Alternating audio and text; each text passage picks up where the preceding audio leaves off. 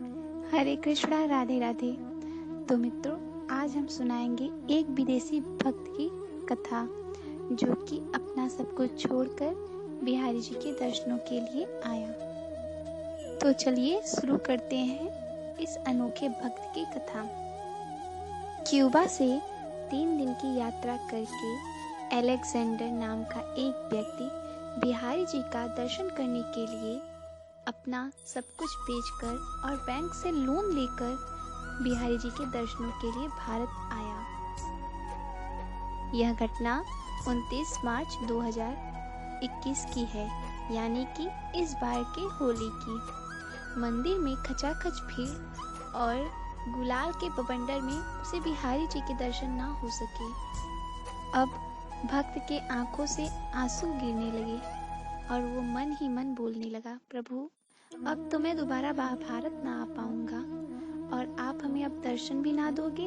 और उसके आंखों से आंसू निरंतर बहते रहे। अब भीड़ भी निकासी की तरफ बढ़ने लगी थी। गार्ड भी भीड़ को निकासी की तरफ ढकेल रहे थे। अलेक्जेंडर और भी भावुक हो गया। इतने में ही बिहारी जी की तरफ से एक रंग भरी पिचकारी चली। उस गुलाल को डलवाने के लिए भीड़ लपकी और इसी लपक झपक में अलेक्जेंडर जाकर वीआईपी कटघरे में गिर पड़ा और वहां से उसको बिहारी जी के साक्षात दर्शन होने लगे। अब तो अलेक्जेंडर जोर जोर से चिल्लाए, थैंक्स कृष्णा, लव यू प्रभु, थैंक्स कृष्णा, लव यू प्रभु। गोस्वामी जी ने पूछा, कहाँ है गयो? और उनसे आरती दी, प्रसाद दी तथा चरणों की माला दी। अलेक्जेंडर ने प्रभु जी के दर्शन किए, आरती के दर्शन किए और फिर अलेक्जेंडर जाते जाते बोला, Krishna is listening, Krishna is available. तो भक्तों, यह सत्य है, बिहारी जी अपने सभी भक्तों की बात जानते हैं और उनके मंदिर में आए हुए हर एक की बात सुनते हैं और उन्हें दर्शन भी देते हैं।